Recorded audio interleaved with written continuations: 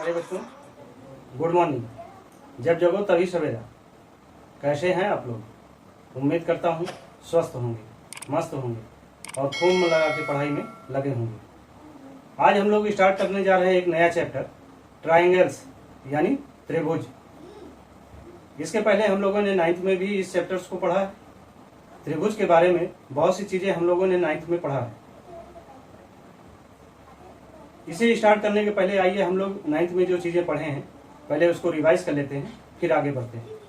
वैसे देखिए, ट्राइंगल्स यानी जहाँ 3 एंगल हों, और उसी को हिंदी में बोला जाता है त्रिभुज, यानी जहाँ पर 3 भुजाएं हों, लेकिन फिर भी ट्राइंगल्स को त्रिभुज बोला जाता है। ट्राइंगल्स यानी जहाँ 3 एंगल्स हैं, त्रिभुज यानी जहाँ 3 भुजाएं हैं, तो ट्राइंगल्स को त्रिभुज बोला जाता है। त्रिभुज यानी 3 भुजाएं, यानी भुज, भुज यानी साइड, साइड यानी लाइन। लाइन क्या होती है? सतत बिंदुओं का वह समूह जो एक सीधी रेखा में हो, उसे मिलाने वाली को क्या बोलेंगे? लाइन या रेखा बोलेंगे। और जहां पर 2 रेखाएं होंगी, उनकी 3 पॉसिबिलिटी बनती है। या तो दोनों रेखाएं आपस में एक दूसरे के समानांतर होंगी, या फिर 2 रेखाओं में आपस में एक दूसरे के नजदीक आती हुई होंगी, या फिर एक रेखा दूसरी रेखा से दूर हटती हुई होगी। तो 2 रेखाओं से बनी हुई आकृतियां यही संभव हैं। लेकिन जब 3 रेखाओं से बनी हुई आकृतियां होती हैं तो उन्हें त्रिभुज बोला जाता है। A closed figure formed by 3 intersecting lines is called a triangle, यानी 3 रेखाओं से घिरी हुई आकृति को त्रिभुज कहते हैं। क्या सभी 3 रेखाओं से घिरी हुई आकृति को त्रिभुज बोलेंगे? या कोई ऐसी कंडीशन भी हो सकती है कि 3 भुजाएं तो हों, 3 रेखाएं तो हों, लेकिन वो आपस में इंटरसेक्ट ना करती हों, तो क्या तब भी उन्हें त्रिभुज बोलेंगे, ट्रायंगल बोलेंगे? आइए इसे आगे समझते हैं। Triangles has 3 sides, 3 angles and 3 vertices, यानी कोई भी ट्राइंगल 3 साइड्स यानी 3 भुजाएं होंगी, और 3 एंगल यानी 3 कोण होंगे, और 3 शीर्ष होंगे, यानी A, B और C, ये 3 वर्टिसेस यानी 3 शीर्ष होंगे। तो किसी भी त्रिभुज में 3 भुजाएं, 3 कोण और 3 शीर्ष होते हैं। दूसरा sum of all interior angles of triangle is 180 degree, यानी किसी भी त्रिभुज के तीनों अंतः कोणों का योग कितना होता है? वो होता है 180 डिग्री, यानी तीनों कोणों का योग 180 अंश होता है। थर्ड देखते हैं, sum of 2 sides must be greater than और इक्वल टू थर्ड साइड, यानी ट्रायंगल तभी बनेगा जबकि किसी भी त्रिभुज की 2 भुजाओं का योग तीसरी भुजा से ज्यादा हो। देखिए, जैसे ये ट्रायंगल दिया गया है जिसमें इसकी एक साइड 3 है, दूसरी 4 है और तीसरी 5 है। अब आप देखिए, 3 + 4 इक्वल टू क्या हो जाएगा? 7। 7 is greater then 5 third side, यानी किन्हीं भी 2 भुजाओं का योग तीसरी भुजा से अधिक है। चाहे ये भुजाएं लीजिए, इनके योग लीजिए, इससे अधिक होगा। इन भुजाओं का योग इससे अधिक होगा, इन भुजाओं का योग इससे अधिक होगा, यानी यह ट्रायंगल तभी होगा जब किन्हीं 2 भुजाओं का योग तीसरी भुजा से अधिक हो। अगर मान लो ऐसा ना हो, किन्हीं 2 भुजाओं का योग तीसरी भुजा से अधिक ना हो, तो क्या ट्रायंगल बनेगा? मान लीजिए कोई एक ट्रायंगल है जिनकी एक भुजा 1, दूसरी 2 और तीसरी 5 है। देखिए, क्या ये ट्रायंगल बनेगा? 2 और 5 को अगर ऐड करें, ये दोनों साइड्स को ऐड करें, 2 and 5 equal to 7। 7 is greater than 1, 5 is to 1, 5 + 1 equal to 6 is greater than 2। ये दोनों शर्तें तो लागू हो रही हैं। लेकिन तीसरी देखिए, 1 और 2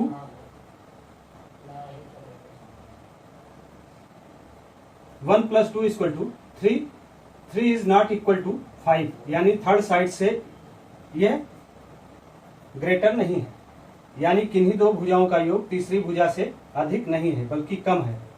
तो क्या है, ये ट्रायंगल बनेगा? नहीं बनेगा। एक बार बना के देख लीजिए।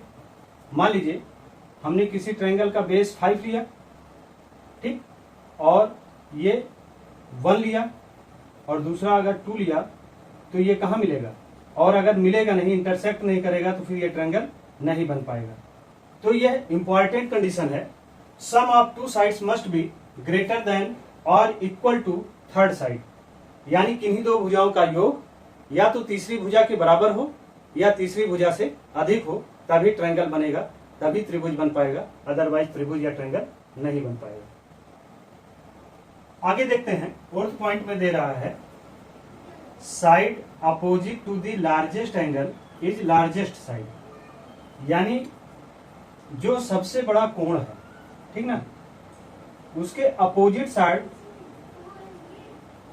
जो साइड है वो क्या होगी?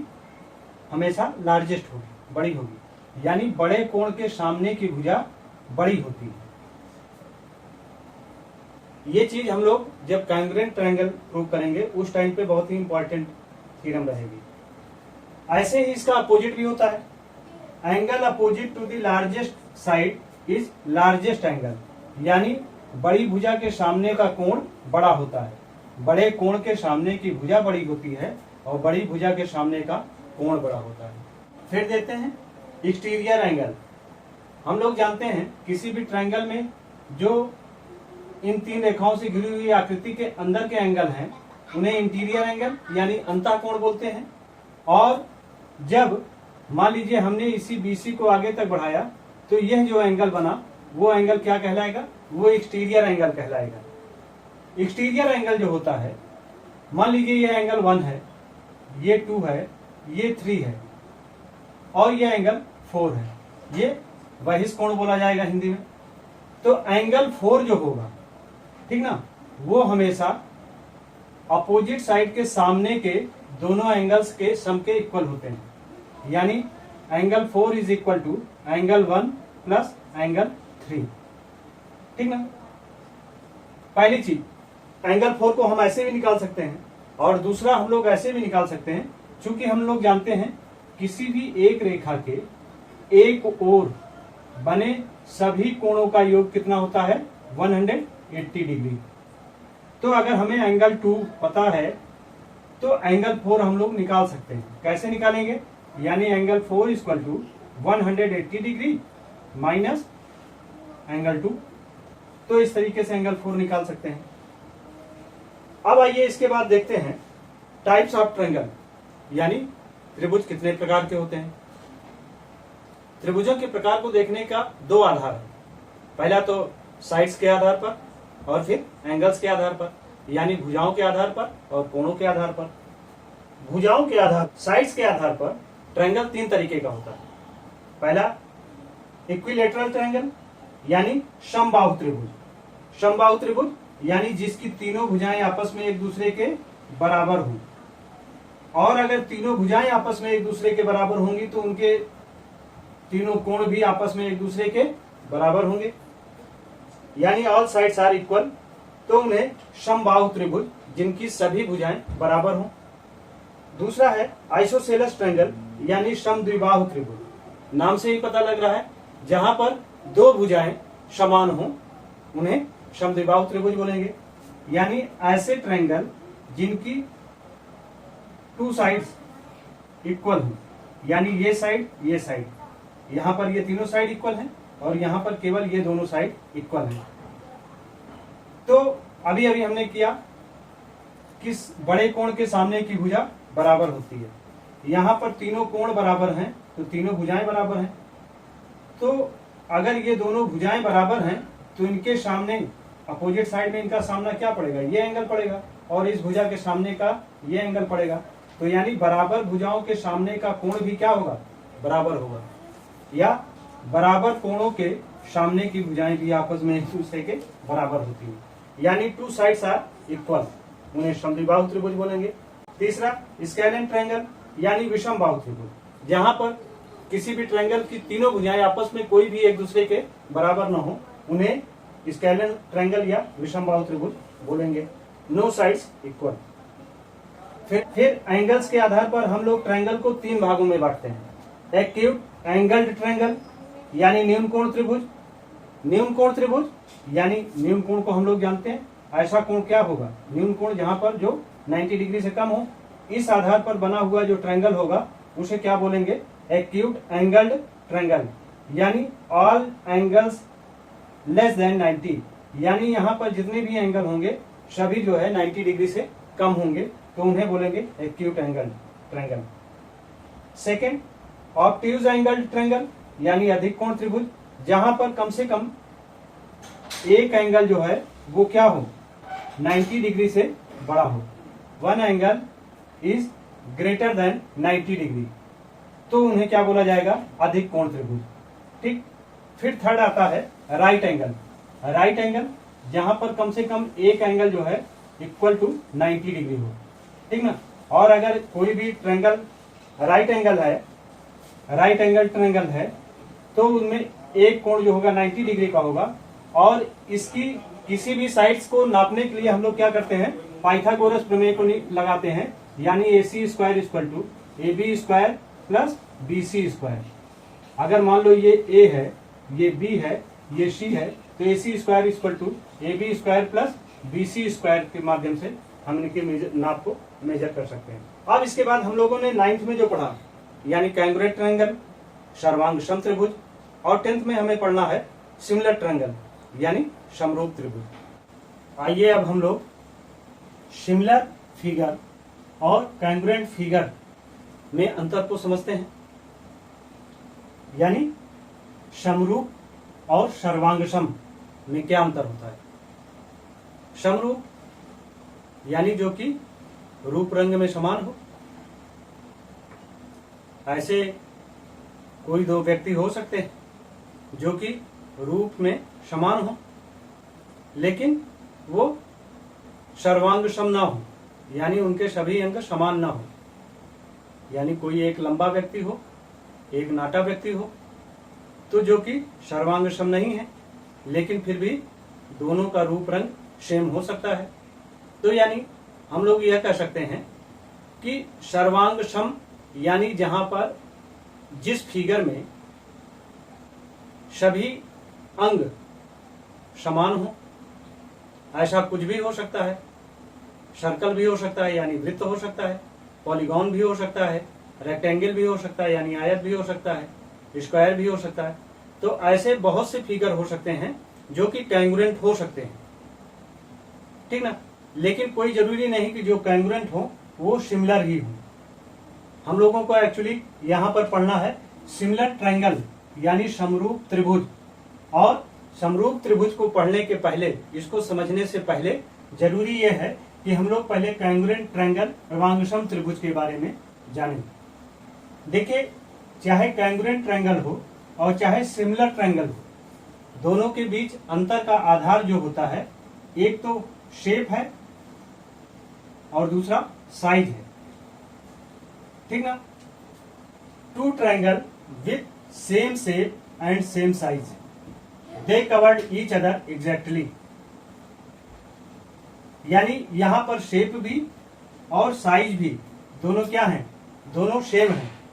और ऐसा हो कि एक फिगर दूसरे फिगर को पूरी तरीके से ढक ले, तो ऐसे दोनों फिगर जो होंगे वो क्या होंगे, वो कांग्रुएंट होंगे यानी सर्वांगसम होंगे। लेकिन similar triangle, two triangles with same shape and different size but same ratio in corresponding sides. यानी कि जहां पर दो ट्रायंगल सेम शेप हों, समान आकार के हों, यानी एक बड़ा हो और एक छोटा हो, लेकिन फिर भी उनकी साइज जो है वो अलग हो, लेकिन उनका रेशियो जो हो वो सेम हो। तो आइए पहले इसे समझते हैं, कांग्रुएंट ट्रायंगल को। दो त्रिभुज समान आकृति और आकार के हों जो एक दूसरे को पूरी तरह से ढक लें। यानी त्रिभुजों के संदर्भ में ऐसे दो त्रिभुज जो आपस में एक दूसरे को ढक लें, वे दोनों त्रिभुज क्या होंगे, कैंग्रेंट होंगे यानी सर्वांगसम त्रिभुज होंगे। सर्वांग समता को सिद्ध करने के लिए हम लोगों ने 9th में बहुत सी थ्योरम पढ़ी। आइए उन सारी थ्योरम्स को पहले हम लोग एक बार रिवाइज कर लेते हैं। माना कि दो ट्रायंगल हमें दिया गया है। एक ट्रायंगल है ए बी और सी, और दूसरा ट्रायंगल दिया जा रहा है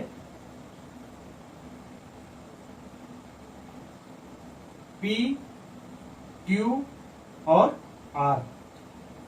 ठीक ना। अगर इसमें ये साइड इस साइड के इक्वल है तो उसे ऐसे डिनोट करेंगे। मान लीजिए ये साइड S1 है और इस साइड S1 के इक्वल है, और एंगल B यानी इसे A1 मान लें। Angle A1 is equal to angle A1, and second side यानी BC जिसे S2 नाम देते हैं वो PQRS के QR के इक्वल हो, यानी S1 S1 के इक्वल हो, A1 A1 के इक्वल हो और S2 S2 के इक्वल हो।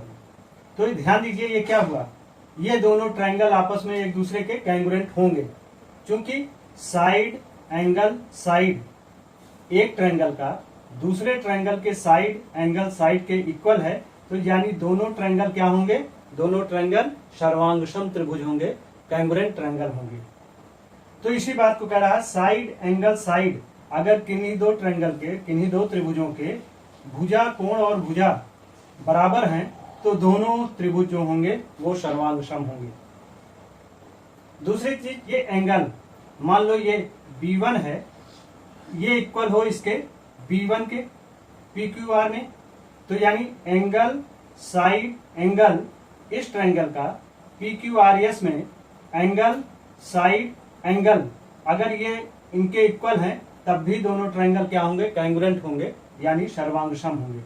इसी चीज को ASA यानी कोण भुजा कोण, कोण भुजा कोण, कोण भुजा कोण, अगर किन्हीं भी दो ट्रायंगल के दो कोण और एक भुजा बराबर है तो दोनों ट्रायंगल क्या होंगे, सर्वांगसम होंगे या कैंग्रुएंट होंगे।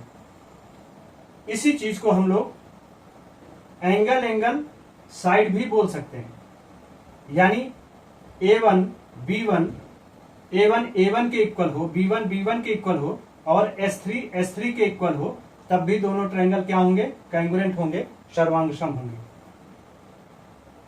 S1 S1 के इक्वल है और A1 A1 के इक्वल है, एंगल B1 B1 के इक्वल है, यानी side angle angle side angle angle side angle angle ये इक्वल होते हैं, तब भी ये दोनों ट्रायंगल आपस में एक दूसरे के कैंग्रुएंट होंगे, सर्वांगसम होंगे। यानी साइड एंगल साइड और angle side angle, angle side angle को एंगल एंगल साइड या साइड एंगल एंगल भी बोला जा सकता है। अब थर्ड आता है कि साइड साइड साइड, यानी S1 इक्वल S1 के, S2 इक्वल S2 के, S3 इक्वल S3 के। अगर तीनों भुजाएं किसी दूसरे त्रिभुज की तीनों भुजाओं के बराबर हों तब भी दोनों त्रिभुज जो होंगे सर्वांगसम होंगे, दोनों ट्रायंगल जो हैं वो कैंग्रुएंट होंगे। अब इसके बाद आती है बात RHS यानी समकोण कर्ण और भुजा, यानी जब कोई समकोण त्रिभुज दिया जाए यानी राइट एंगल ट्रायंगल होगा तो ऐसे दो राइट एंगल ट्रायंगल आपस में एक दूसरे के कैंग्रुएंट होंगे, जिनमें एक एंगल अगर राइट एंगल है यानी 90 डिग्री का है तो ये दोनों इक्वल होंगे, और अगर ये दोनों एंगल इक्वल होंगे तो इनके हाइपोटेनियस यानी कर्ण जो होंगे वो भी इक्वल होंगे, और अगर उनकी साइड ये इस साइड के इक्वल हो, एंगल इक्वल हो और कर्ण इक्वल हो और भुजा इक्वल हो, तो ऐसे दोनों समकोण त्रिभुज जो होंगे वो क्या होंगे, दोनों कैंग्रुएंट होंगे, दोनों आपस में एक दूसरे के सर्वांगसम त्रिभुज कहलाएंगे।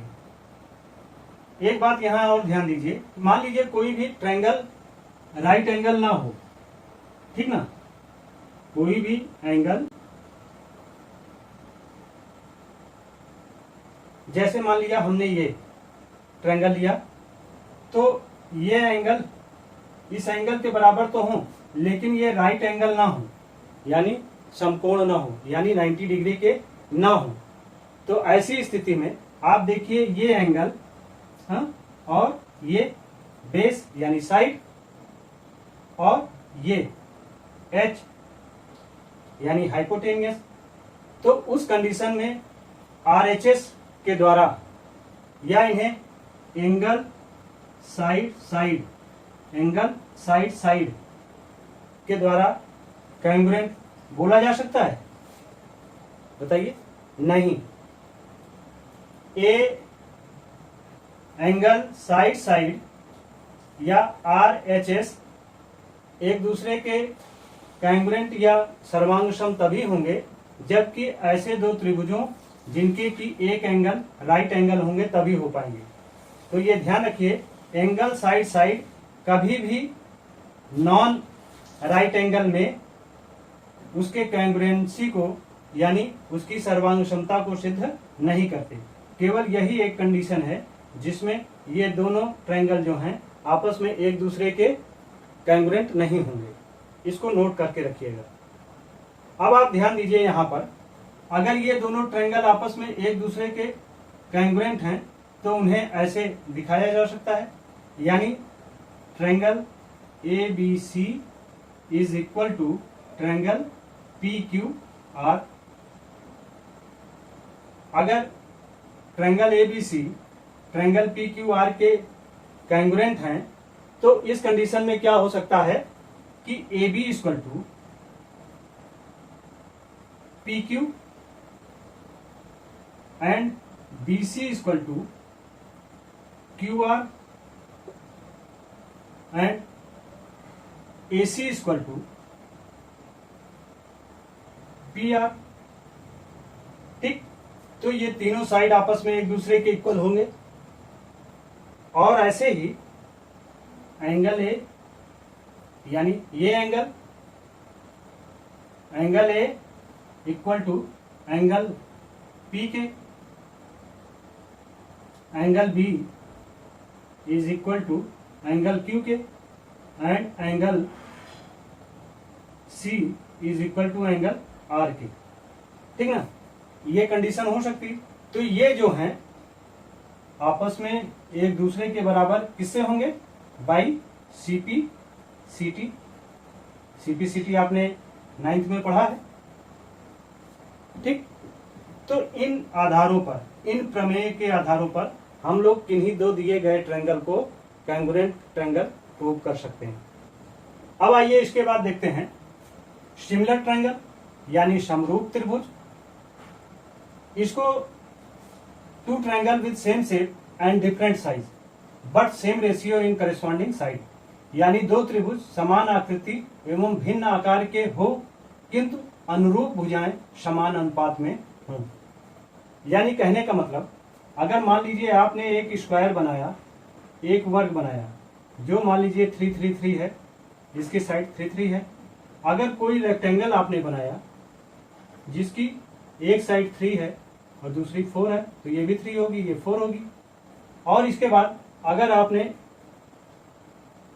कोई पैरेललोग्राम बनाया यानी सर्वांगसम यानी समांतर चतुर्भुज, और मान लीजिए ये 3 3 और ये 4 4 हैं, और इसके बाद अगर मान लीजिए कोई आपने स्क्वायर बनाया, ठीक ना, जिसकी लेंथ 4 4 4 है, तो आप बताइए इसमें कौन आपस में दो फिगर सिमिलर हैं यानी समरूप हैं? यह इसके समरूप होगा, हालांकि इसकी एंगल इसके बराबर, ये एंगल इस एंगल के बराबर, ये एंगल इस एंगल के बराबर, ये एंगल इस एंगल के बराबर तो होगा, लेकिन ये साइड इस साइड के बराबर होने के बावजूद भी ये साइड इस साइड के इक्वल नहीं है। तो ये दोनों आपस में एक दूसरे के सिमिलर होंगे? नहीं होंगे। या ये दोनों आपस में एक दूसरे के सिमिलर होंगे? ये एंगल इस एंगल के इक्वल नहीं है, हालांकि ये साइड इस साइड के इक्वल तो है, ये साइड इस साइड के इक्वल है, लेकिन एंगल इक्वल नहीं है। कम से कम एक एंगल तो इक्वल होना ही चाहिए ना। तो यानी ये भी एक दूसरे के सिमिलर नहीं है। लेकिन अब आप इसको और इसे देखिए, ये 3 3 3 3 है और ये 4 4 4 4 है। यानी यह शेप में क्या है, दोनों सिमिलर है।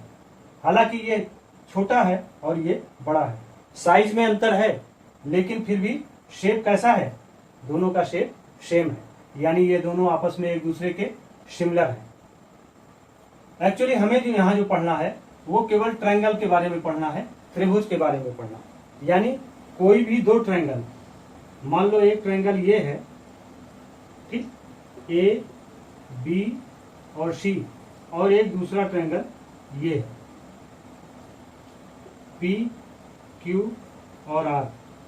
अगर ये एंगल इस एंगल के बराबर है, ये एंगल इस एंगल के बराबर है, ये एंगल इस एंगल के बराबर है, और साइड इस साइड के ये बराबर है, इस साइड के इक्वल ये साइड है, तो देखिए ये दोनों कॉन्ग्रुएंट तो नहीं है, सर्वांगसम तो नहीं है, लेकिन फिर भी सिमिलर हैं, ठीक ना। सिमिलर क्यों है? क्योंकि इनके तीनों कोण और तीनों भुजाएं आपस में इक्वल है, सेम है, ठीक ना। लेकिन यह साइड जो है इस साइड के इक्वल नहीं है, लेकिन दोनों का रेशियो सेम है, प्रोपोर्शन जो है, दोनों का अनुपात जो है वो समान है। इस तरीके से सिमिलरिटी ऑफ ट्रायंगल को हम लोग साइड साइड साइड से, यानी तीनों भुजाएं जब किन्हीं दो ट्रायंगल्स के इक्वल होंगे तो वो आपस में क्या होंगे, सिमिलर होंगे। और दूसरा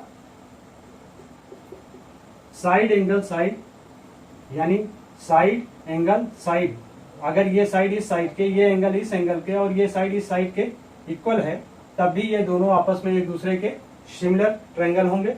और तीसरा, अगर तीनों का एंगल एंगल एंगल, अगर तीनों की एंगल, ये एंगल इस एंगल के, ये एंगल इस एंगल के और ये एंगल इस एंगल के इक्वल है, तब ऐसे दोनों ट्रायंगल जो होंगे वो क्या होंगे, वो सिमिलर ट्रायंगल होंगे, यानी समरूप त्रिभुज होंगे। It means for similar triangle their corresponding angles are equal and their corresponding sides in same ratio. यानी अगर एंगल बी 60 डिग्री का है और एंगल क्यू भी 60 डिग्री का हो, तो बी का करेस्पॉन्डिंग एंगल क्या होगा, क्यू है। ऐसे ही एंगल सी की वैल्यू जो हो, इसका करेस्पॉन्डिंग एंगल चूंकि आर है, दोनों बराबर हों, और साथ ही अगर ऐसा होने के साथ इनकी साइड, मान लीजिए ए बी और पी क्यू, ए बी का करेस्पॉन्डिंग साइड क्या है, पी क्यू है, और दोनों साइड जो हैं वो आपस में एक दूसरे के करेस्पॉन्डिंग साइड्स हैं। अगर मान लीजिए ये साइड 6 है और ये साइड 3 है, तो इनका रेशियो क्या हो जाएगा, 6/3। और ऐसे ही मान लीजिए BC जो है 6 हो और QR 3 हो, तो इनका भी रेशियो क्या होगा, 6/3, यानी 3 2 जा 6। तो इनका जो रेशियो है, साइड्स का जो रेशियो है वो सेम हो, तो यानी एंगल इक्वल हो और इनका करेस्पॉन्डिंग साइड्स जो हो वो क्या हो, उनका रेशियो सेम हो, तो ऐसे दोनों ट्रायंगल जो होंगे सिमिलर ट्रायंगल होंगे। तो इससे अब ये चीजें क्लियर हो गई कि कांग्रुएंट ट्रायंगल वो ट्रायंगल होंगे जिनकी शेप और साइज किन्हीं दो ट्रायंगल की दोनों इक्वल होगी, तभी वह कांग्रुएंट होंगे।